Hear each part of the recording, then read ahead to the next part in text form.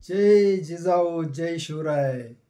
मित्रांनो, एक 2-3 दिवसापूर्वी मी एक कविता केलेली होती आणि ती टाकली, परंतु बऱ्याचशा मित्रांचे फोन आले. त्याचा संदर्भ त्यांना लागत नव्हता, म्हणून मी थोडं स्पष्टीकरण देतोय की अमित शहा ज्यावेळेस महाराष्ट्रामध्ये प्रचारानिमित्त आले होते त्यावेळेस त्यांनी सांगितलं की छत्रपती शिवरायांचं स्वराज्य निर्माण झालं ते समर्थ रामदासांमुळं. त्याचबरोबर दुसरी गोष्ट की जे आदरणीय मनोहर कुलकर्णी उर्फ संभाजी भिडे आहेत, आदरणीय याच्यासाठी की ते फडणवीस साहेबांचे आपले आदरणीय गुरुजी आहेत. तर त्यांनी एकदा असं म्हटलेलं आहे की ज्यांना मुलं होत नाहीत त्यांनी माझ्या बागेतले आंबे खाल्ले की त्यांना मुलं होतात, मुलगी होत नाही, फक्त त्यांना मुलगाच होतो, असं त्यांचा दावा आहे. आणि म्हणून मी पहिलं कडवं जे आहे ते त्यांच्यासाठी मी समर्पित केलेलं आहे. अमित शहाला महाराष्ट्रात येताच आठवले रामदास काय. आणि त्याचबरोबर दुसरा एक विषय म्हणजे आठवले साहेब आले होते त्यावेळी त्यांनी एक कविता केली होती. अरे म्हणले, कविता जर आठवले साहेब करू शकतात तर आपण पण करू शकतो, आणि म्हणून मी कविता करण्याचा प्रयत्न केला. अमित शहाला महाराष्ट्रात येताच आठवले रामदास, कारण ही तर सगळी आंब्यांची पैदास काय. अमित शहाला महाराष्ट्रात येताच आठवले रामदास, कारण ही तर सगळी आंब्यांची पैदास.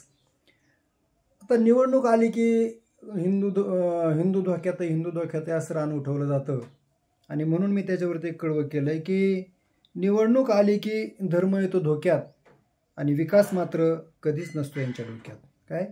निवडणूक आली की धर्म येतो धोक्यात आणि विकास मात्र कधीच नसतो यांच्या डोक्यात. आता त्याचबरोबर काही दिवसापूर्वी आदरणीय देवेंद्रजी फडणवीस यांनी म्हटलं होतं की शिवरायांनी सुरत लुटलीच नव्हती, आणि म्हणून मी त्याच्या पुढचं कडवं जे ते केलेलं आहे की शिवरायांनी सुरत नाही लुटली, मग मोदीच्या हातात उगीच का दिली चहाची किटली काय. आता अच्छे दिनची हौस आता फिटली आणि सगळी जनता आता या भूलथापांना विटली. देवाभाऊंनी अशी कशी गुगली टाकली, अजित शिंदेंनी महाराष्ट्राची अस्मिता विकली. यांचं देव देश अन धर्म प्रेमही नकली. यांचं देवाबद्दल, देशाबद्दल आणि धर्माबद्दल प्रेम आहे असं दाखवतात आणि धर्मामध्ये तेढ निर्माण करण्याचा प्रयत्न करतात. बघा, यांचं देव देश अन धर्म प्रेमही नकली आणि महापुरुषांचा अवमान करायला ही बांडगुळं सोकली. याच्याशिवाय दुसरा शब्दच असू शकत नाही. या प्रवृत्तींनीच केला देशाचा सत्यानाश.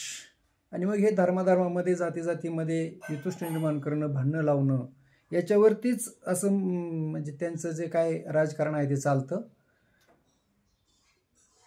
या प्रवृत्तींनीच केला देशाचा सत्यानाश. सांगा ना, काय तो तुम्हाला माणसांचाच वास. द्वेष आणि तिरस्कारानं कसं होईल धर्मरक्षण. धर्म म्हणजे धर्माची व्याख्या जसं साने गुरुजींनी सांगितलंय की खरा तो एकची धर्म जगाला प्रेम अर्पावे. हा धर्म नाही त्यांना मान्य. त्यांना धर्म म्हणजे कुठला की जो कुठल्या तरी दुसऱ्या धर्माचा तिरस्कार करतो, अशा धर्माचा पुरस्कार करते, आणि हा आपला हिंदू धर्म कधीच होऊ शकत नाही. आणि म्हणून मी म्हणतोय की द्वेष आणि तिरस्कारानं कसं होईल धर्मरक्षण, हे तर मानवता धर्माच्या अवनीतीचं लक्षण. बघा, बहीण झाली लाडकी आणि दाजीला आणली कडकी, आणि म्हणूनच अंधाधुंदीनं भरली धडकी, आणि जनतेनं त्यासाठीच तर ठरवलंय आता ही खाली खेचायची सडकी. त्याचबरोबर काल परवा परत एकदा याचंच आपल्याला पुनरावृत्ती होताना दिसलं की पाशा पटेल निवडणूक प्रचारामध्ये बोलत होते, काय हरकत नाही, परंतु त्यांचं जे सुसंस्कृतपणा त्यांनी त्या भाषणातून दाखवला तो खरंच मी त्याला पण एक शब्दबद्ध केलेला आहे. संघ भाजपच्या सुसंस्कृतपणाचं जिथं जागतं उदाहरण म्हणजे पटेलांचा पाशा. संघ भाजपच्या सुसंस्कृतपणाचं जिथं जागतं उदाहरण म्हणजे पटेलांचा पाशा. यासाठीच का झाली माय मराठी अभिजात भाषा.